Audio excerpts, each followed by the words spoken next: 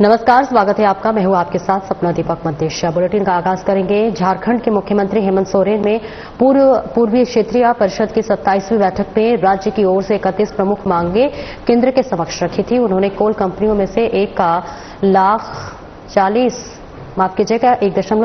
लाख करोड़ की लंबित रॉयल्टी राशि, 18 से 50 वर्ष की महिलाओं को 2,500 प्रतिमाह सहायता देने वाली मैया सम्मान योजना, ट्राइबल यूनिवर्सिटी की स्थापना और रांची मेट्रो जैसी अधोसंरचना परियोजनाओं को तेजी से आगे बढ़ाने की मांग उठाई थी। इस पर सरकार के सहयोगी पार्टी कांग्रेस ने कहा कि हमारे मुख्यमंत्री राज्य के विकास के लिए जो प्रस्ताव रखे हैं उन पर केंद्र की सरकार को पहल करनी चाहिए।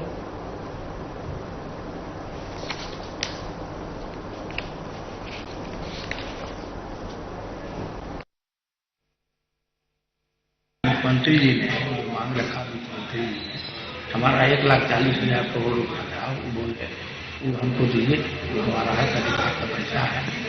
दूसरा बात है कि और भी जो योजनाएं हैं जिसमें हमारा हक अधिकार है वो दीजिए, सौतेलापन में दीजिए, जो है हमको दीजिए, हम राज्य चला रहे हैं। तो उसमें उन्होंने भी स्वीकृति दी है, और उसमें क्या अमल होता है, क्या होगा, ये तो आने वाला वक्त ही बताएगा। लेकिन यहाँ से बहुत सी मांगे हैं जो जायज मांगे, जो सरकार को करना चाहिए, केंद्र सरकार को करना चाहिए, वो सब मांग रखे संतुलित का आश्वासन उन्होंने दिया है। अब आगे उनका जो काम है वो पता चलेगा कि उन्होंने आश्वासन दिया था उसमें कितना खरा उतरे हैं। हम तो अभी विश्वास किए हैं उनसे, ऐसा थोड़ी आश्वासन ही दिए आएंगे, तो बाकी जो समय है तो आने वाला समय में पता लगेगा उन्होंने उससे जो आश्वासन दिया है उसको कितना खरा उतर रहा है। मुख्यमंत्री नीतीश कुमार ने राज्य के 1,11,00,000 से अधिक लाभार्थियों के खाते में बढ़ी हुई दर से करोड़ रुपए की राशि हस्तांतरित की है, जो कि डीबीटी के जरिए सीधे उनके बैंक खातों में पहुंचेगी। आपको बताते चले कि सामाजिक सुरक्षा पेंशन की राशि 400 रुपए से बढ़ाकर 1,100 रुपए कर दी गई है। वहीं इसको लेकर विपक्ष लगातार हमलावर है।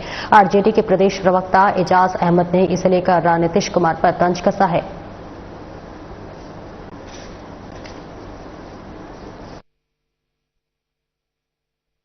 जी के द्वारा किए गए घोषणाओं के पीछे चलने वाली नीतीश की सरकार जो घोषणाएं करती है उसमें नकल तो करती है लेकिन अकल नहीं लगाती है। ये नकल की सरकार, जब तेजस्वी जी ने घोषणा किया था कि सामाजिक सुरक्षा पेंशन की राशि को हम 400 से बढ़ा करके 1,500 रुपये महागठबंधन सरकार बनने पर कर देंगे, और उन्होंने स्पष्ट रूप से कहा था कि पिछले 20 सालों से डबल इंजन सरकार और एनडीए सरकार कहीं ना कहीं 400 रुपये देकर के दिव्यांगजनों, वृद्धजनों और विधवाओं के साथ न्याय नहीं कर पा रही है।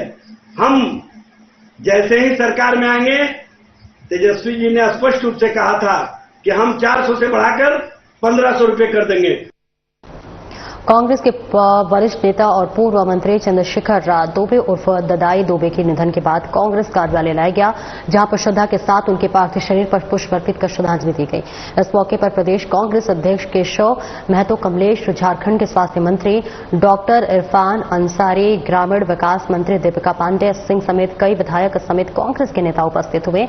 मौके पर स्वास्थ्य मंत्री इरफान अंसारी, ग्रामीण विकास मंत्री दीपिका पांडे सिंह दुख व्यक्त करते हुए कहा कि कांग्रेस ने आज अपना एक मजबूत स्तंभ खो दिया।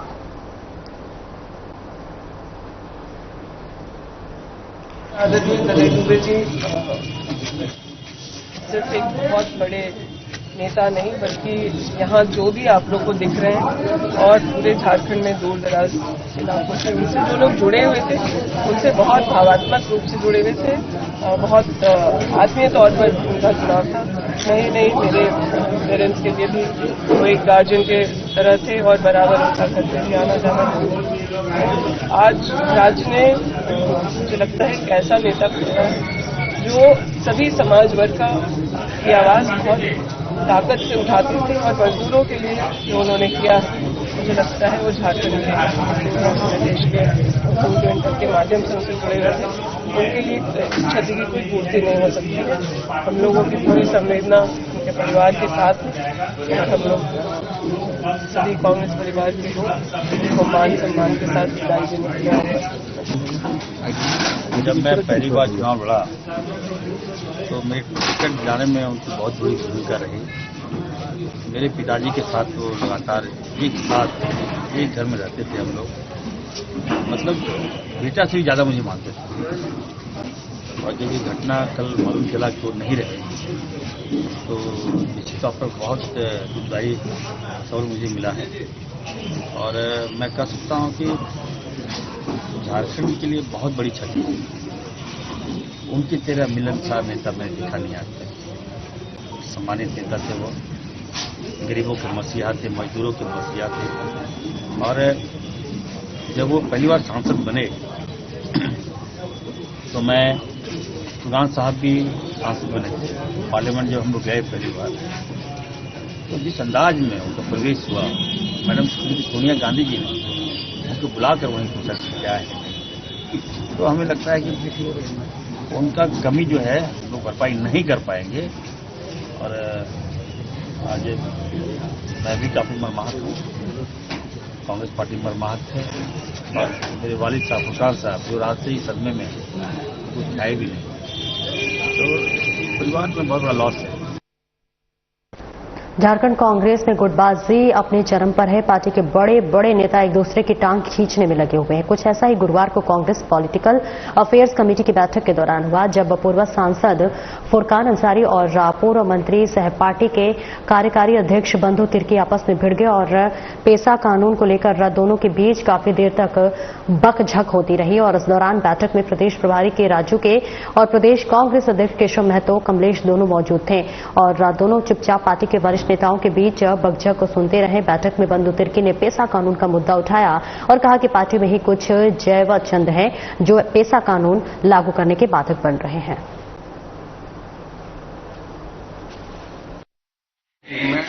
संगठन और कांग्रेस विचारधारा से लोग जोड़ने के लिए, मजबूत करने के लिए मीटिंग थी और पॉलिटिकल अफेयर्स कमेटी और विधायक और मंत्रियों का मीटिंग ले रहे थे के राजू साहब। तो सवाल उठता है कि सब अपने अपने मुद्दा को बताया कि कैसे कांग्रेस को मजबूत करना है, तो इस क्षेत्र के क्षेत्रीय मुद्दा को भी उठाना होगा ताकि इस क्षेत्रीय मुद्दा को लेकर के हम जनता के बीच में जाएंगे और आंदोलन करेंगे पंचायत स्तर से लेकर जिला स्तर तक और राजधानी स्तर तक आंदोलन करेंगे।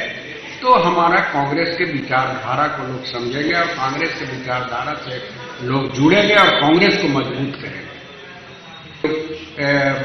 जो वार्ता थी वो वार्ता हो रही थी, चाहे वो बंधु तिर्की हो चाहे फुरकान हो, सारे अपने अपने मुद्दे को रख के और इस क्षेत्र के स्थानीय मुद्दे को रख के उसको एक मुद्दा बनाने का ये स्कीम, ताकि हम उस मुद्दा को लेकर आंदोलन देखते हैं। नहीं, ऐसा कोई बात नहीं है।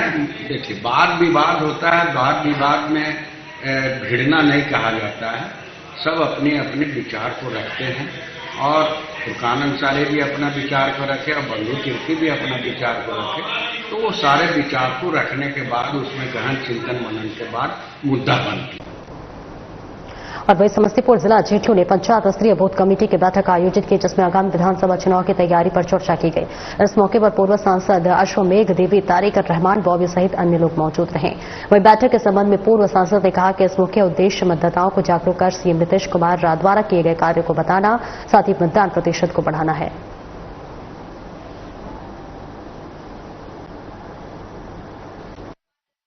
आज का मेरा कार्यक्रम यही है, बूथ को मजबूत करना, बूथ के साथियों से मिलना जुलना, उनकी समस्याओं को सुनना, समस्याओं को सुन करके उसको निदान कराना।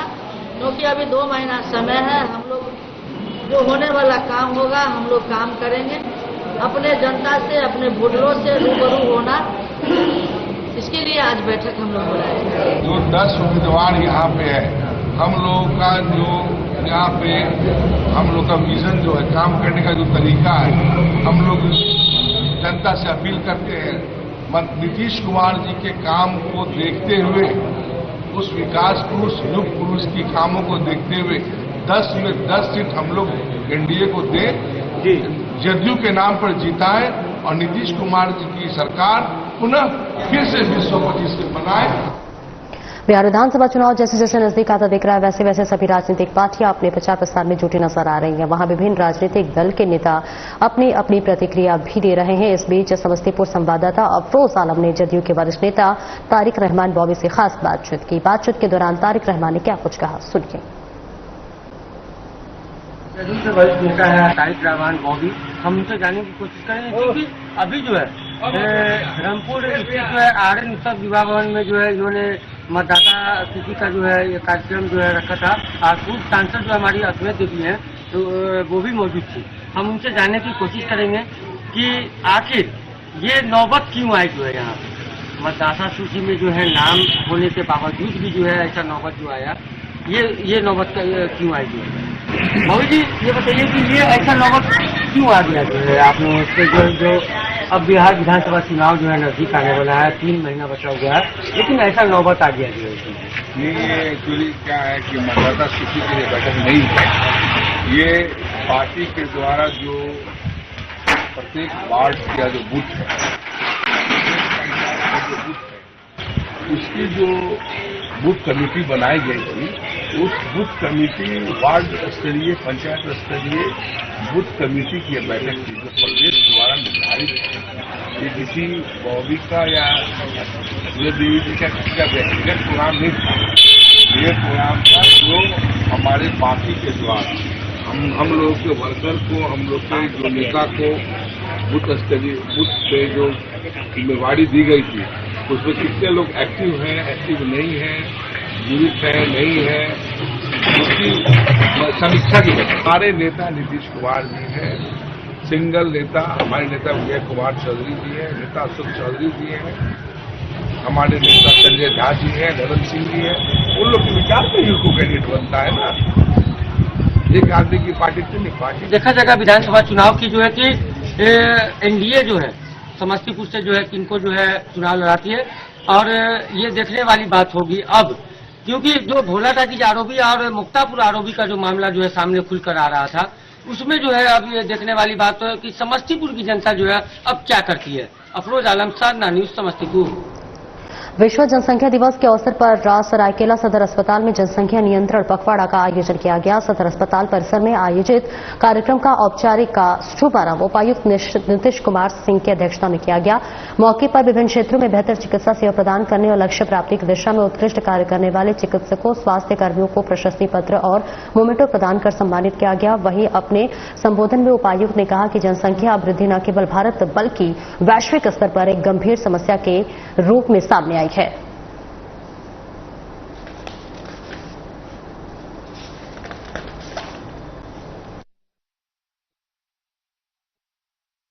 डुमरी विधायक जयराम महतो और उनके बॉडीगार्ड पर मारपीट का आरोप लगा है। इसे लेकर बेरमो के बैतकदरो निवासी सीसीएल कर्मी कैलाश महतो ने नवाडीह थाने में मामला दर्ज कराया है। कैलाश महतो बेरमो प्रखंड प्रमुख और बीजेपी मोर्चा जिलाध्यक्ष गिरजा देवी के देवर हैं। हालांकि विधायक के सचिव ने आरोप को निराधार बताते हुए इसे राजनीतिक साजिश करार दिया है। बता दें कि बॉडीगार्ड ने भी नशे के हालात में वर्दी फाड़ने और मारपीट कर हथियार छीनने का प्रयास करने का आरोप लगाते हुए मामला दर्ज कराया है।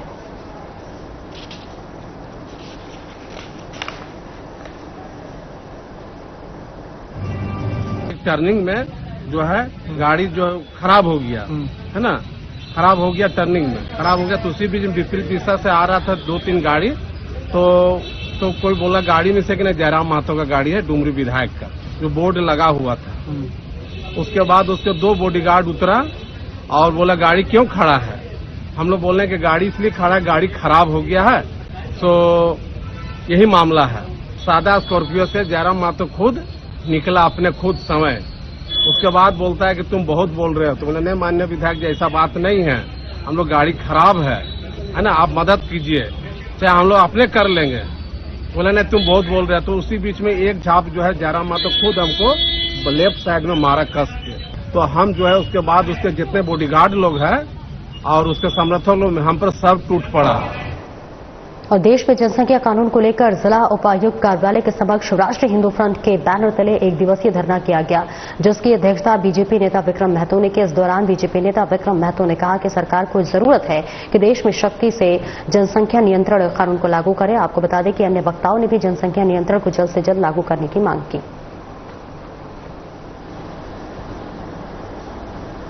जो है उसमें एक है जनसंख्या कानून लागू हो सबसे पूरे देश में। ये कानून तो पहले से बना हुआ है और ये कानून क्यों बनना चाहिए, क्योंकि जो एक विशेष समुदाय खासकर हिंदुओं पर, हमारी माता बहनों पर, उन्हें टारगेट करते हुए उनको धर्मांतरण किया जा रहा है, बच्चे पैदा किए जा रहे हैं, उनकी हत्याएं की जा रही है। आज अगर हम लोग पूरे झारखंड की बात करें तो साहेबगंज, पाकुड़, जामताड़ा ऐसे इलाकों में जवाई टोला जैसा हालत बन गया है।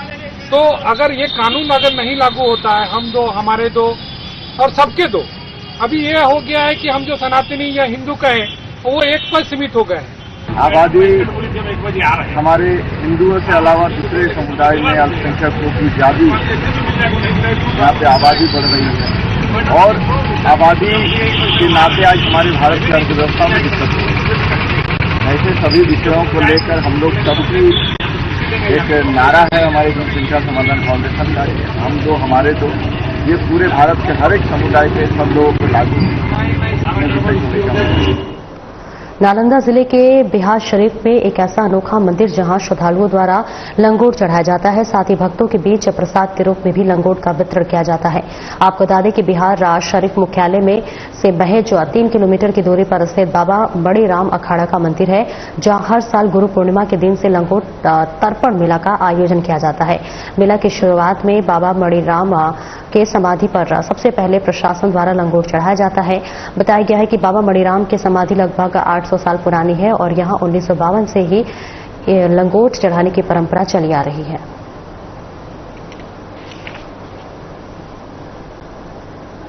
यह बिहार का एक अनोखा धार्मिक स्थान है जहां पर प्रसाद के रूप में लंगोट चढ़ता है और लंगोट यहां से वितरण करते हैं। कहां से लोग आते हैं? बिहार शरीफ के विभिन्न मोहल्ले से यहाँ पर जो बड़ी संख्या में लोग आते हैं।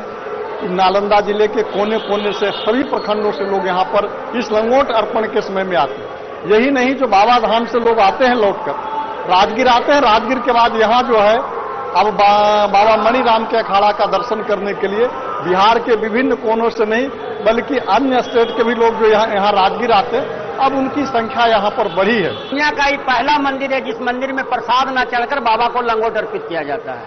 ये अपने आप में अजूबा है और लंगोट चढ़ाने के पीछे मंशा ये है, परंपरा ये रही है कि बाबा सनातन धर्म के प्रचार प्रसार के लिए कुश्ती को अपना माध्यम बनाए थे। बाबा का मुख्य संदेश था कि स्वच्छ मन के लिए स्वस्थ तन का होना जरूरी है। जब तन स्वस्थ रहेगा तभी स्वच्छ मन की परिकल्पना की जा सकती है।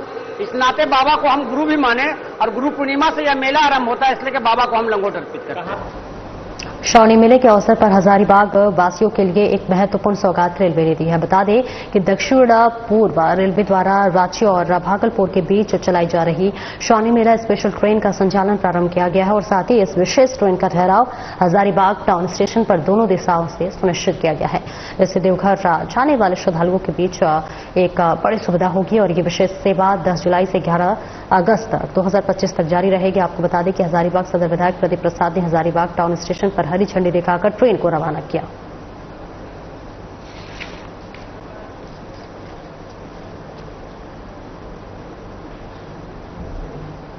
सावन के स्वागत के लिए एक बार फिर हजारीबाग की अग्रवाल महिला मंडल द्वारा परंपरा, संस्कृति और उत्सव का अद्भुत संगम देखने को मिलेगा। लगातार पिछले 15 वर्षों से चली आ रही इस परंपरा को आगे बढ़ाते हुए इस वर्ष भी मंडल द्वारा 12 और 13 जुलाई को अग्रसेन भवन में 2 दिवसीय भव्य सावन उत्सव का आयोजन किया जा रहा है, जिसकी तैयारी अंतिम चरण में है।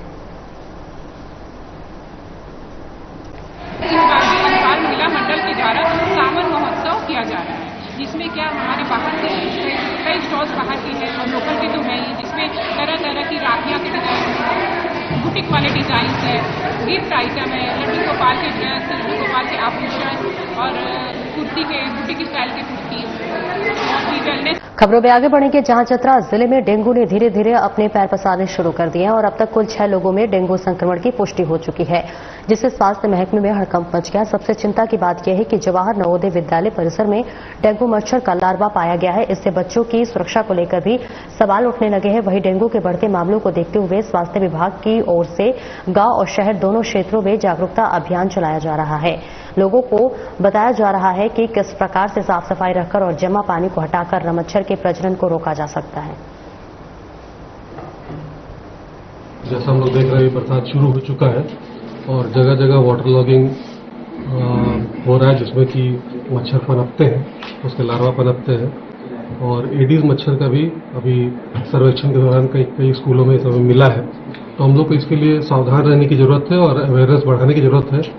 पहले भी बताया जा चुका है और अभी भी हम लोग फिर से रिपीट कर रहे हैं कि जहां भी बरसात का पानी का कलेक्शन हो रहा है, पुराने बाल्टी में, टीन कनस्तर में, नाली में वाटर लॉगिंग हो रहा है या जमीन पर भी अगर वाटर लॉगिंग हो रहा है तो उसका निकास होना चाहिए, उसको हटाना चाहिए ताकि लार्वा का मच्छर न पनपे। ये सब सारी सावधानियां अभी हम लोग अगर करेंगे इस मौसम में तो आगे चल के इसमें हम लोग को फायदा होगा। पूर्व में हम लोगों ने काफी कंट्रोल करके रखा था, इस वर्ष भी हम लोग उसी तरह से कोशिश करेंगे कि सावधानी बरतें और लोगों को जागरूक करें ताकि मच्छर ना पनपे, आगे चल के मलेरिया, डेंगू ये सब का प्रकोप कम से कम हो। झारखंड में मानसून की दस्तक के साथ ही जनजीवन अस्त व्यस्त हो गया है। सरायकेला जिले में धान की रोपनी का कार्य शुरू हो गया है, लेकिन किसानों को कई चुनौतियों का सामना करना पड़ रहा है, जिसमें अत्यधिक बारिश से चारा की कमी और राशि वृद्धि से खेतों की लागत में वृद्धि प्रमुख है और इसके साथ ही कई गरीब परिवारों को घर ढह जाने पर उन्हें अगवा आवास या फिर पीएम आवास न मिलने से भी लोगों में भारी नाराजगी है। गांव के किसान गोपाल सिंह ने बताया है कि पहले बैल से हल जोतकर खेती करने से धान का अधिक उत्पादन होता है था और अब गोबर खाद से मिट्टी की उर्वरता बनी रहती थी। ये तो बारिश हो रही है, बहुत अच्छे समय पे हो रही है। पर्टिकुलर जब खरीफ क्रॉप को लगाने का समय है तो इस समय ही बारिश हो रही है, तो इससे किसान को लाभ होने की एक्सपेक्टेशन तो है। तो हम लोग उम्मीद करते हैं कि बारिश उतनी हो रही है जितने की किसान को चलने की जरूरत पड़े। बसिया प्रखंड के कलीगा पंचायत के मुखिया मरियम बेग पर ग्रामीणों ने अगवा आवास के नाम पर 10,000 रुपए मांगने का आरोप लगाया है। ग्रामीणों ने बसिया बीटीओ सुप्रिया भगत को आवेदन देकर पूरे मामले से अवगत कराया है। ग्रामीणों ने बताया है कि कलीगा मुखिया मरियम बेग द्वारा आवास पास हो गया है कहते हुए हम लोगों से 10,000 रुपए की मांग की गई है। जब हम लोगों ने पैसे नहीं दिए तो सूची से नाम हटाने की बात कही गई। वहीं ग्रामीणों ने बीटीओ से कहा है कि हम लोग गरीब हैं, इसके बावजूद हमें घर नहीं मिल रहा है। जो संपन्न लोग हैं उन्हें घर दिया जा रहा है। इसके चलते बीटीओ सुप्रिया भगत ने कहा है कि आवास के नाम पर किसी को भी पैसे देने की जरूरत नहीं है। अगर कोई मांगता है तो हमें सूचना दे, ऐसे लोगों पर निश्चित कार्रवाई की जाएगी।